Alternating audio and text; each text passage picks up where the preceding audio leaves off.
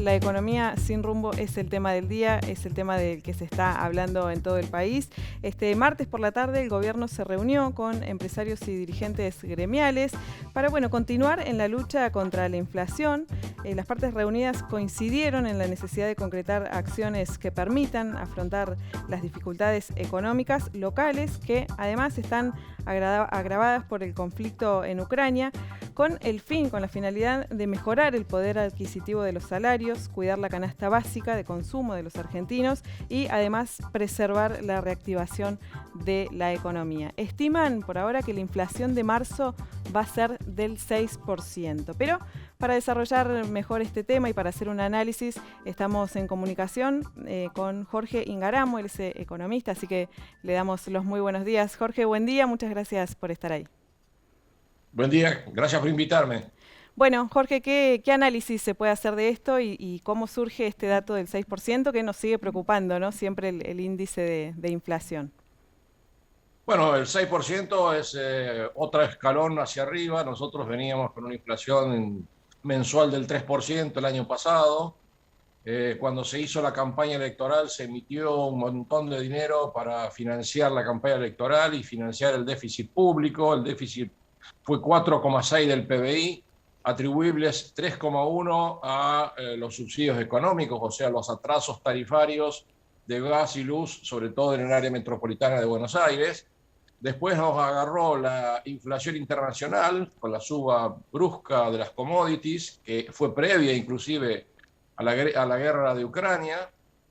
La guerra de Ucrania complica todavía más las cosas porque a todo el mundo le llega la inflación importada por vía de los precios de los combustibles.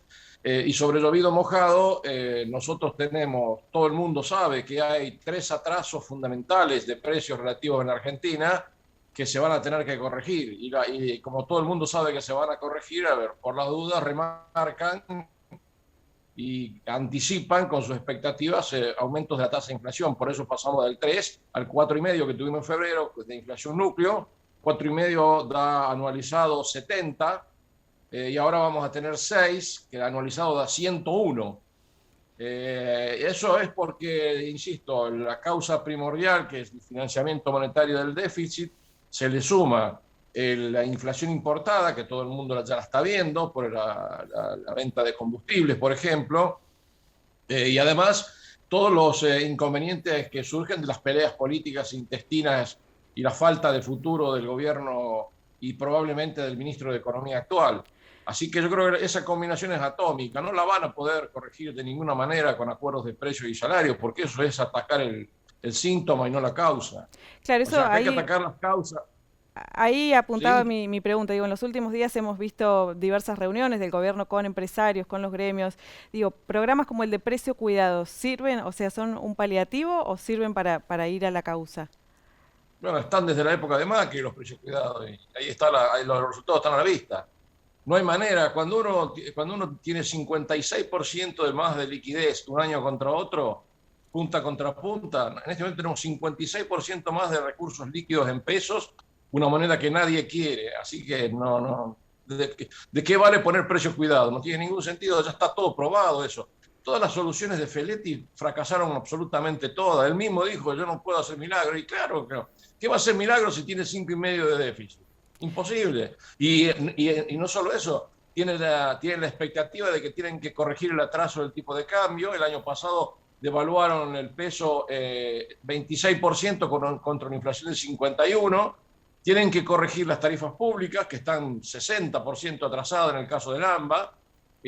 Así que, y además tienen que importar los combustibles, nosotros tenemos una matriz energética basada en un petróleo crudo de $60, cuando en el mundo está a 109, está prácticamente a la mitad de lo que está en el mundo, o sea, todo el mundo espera que se corrijan precios relativos que están atrasados.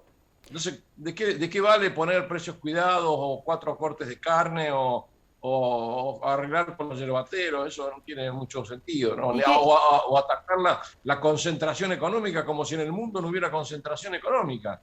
Claro que Unilever es Unilever en Argentina y en toda Europa, y es líder y quizás tiene poder de mercado que, bueno, le da facilidades para poner precios. Pero Unilever en Europa no remarca las cosas al 6% mensual. O sea que, digamos, usted está infiriendo, digamos, que hay remarcación de precios independientemente de las cuestiones que afectan ya de por sí a los precios.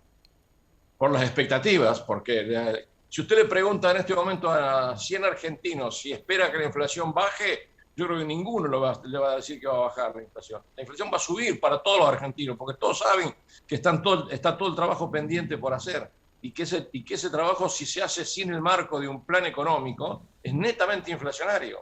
O sea, si ese trabajo no es nada más que convalidar con ajustes de precios, los atrasos que hay, pero manteniendo 56% más de liquidez en pesos, la gente va a repudiar el peso y va a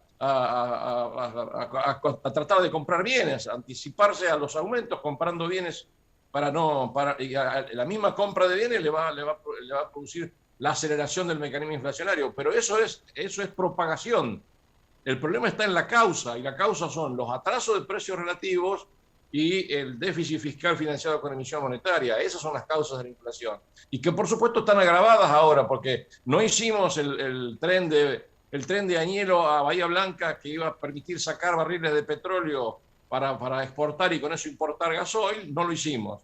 No hicimos el gasoducto de Vaca Muerta a Varadero o Tandil en la provincia de Buenos Aires, que iba a permitir llevar gas barato en el invierno a los grandes centros urbanos. Eso lo licitó Macri, este gobierno lo anuló a esa licitación, y ahora están discutiendo con Techint el precio de los caños.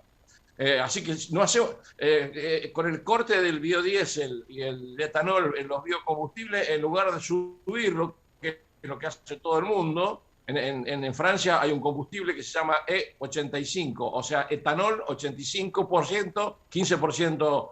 Bueno, nosotros el etanol lo tenemos acá en Córdoba. Las etanoleras están acá porque se hace con maíz. Y hay en Tucumán porque se hace con bagazo de la caña de azúcar. En lugar de nosotros aumentar el corte, llevarlo de día 20% o llevarlo de día 15% o a donde dé la cuestión técnica, lo bajamos a 5%. Entonces ahora tenemos las empresas de biodiesel de Argentina que podrían ser útiles para reemplazar al gasoil, le exportan 1.200.000 toneladas de biodiesel a Europa. Claro.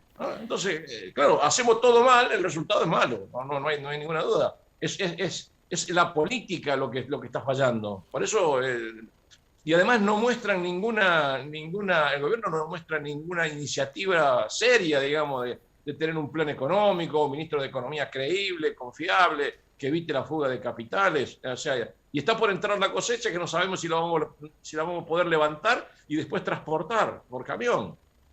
Jorge, le agradecemos muchísimo este contacto, clarísimo el análisis, y bueno, vamos a seguir expectantes a ver qué pasa con la inflación y con la economía en la Argentina. Muchísimas gracias. Disculpen que no le tenga buenas noticias para dar, pero no veo nada en el futuro, en el corto plazo. No, por favor. Este gobierno tiene que tomarse en serio el problema de la inflación. Eso no es cuestión de reunirse con un sindicalista y el presidente de la COPAL. No se arregla así. Se arregla haciendo un plan económico. Seguro. Muchas gracias. Que tenga buen día. Buen día, que ande bien.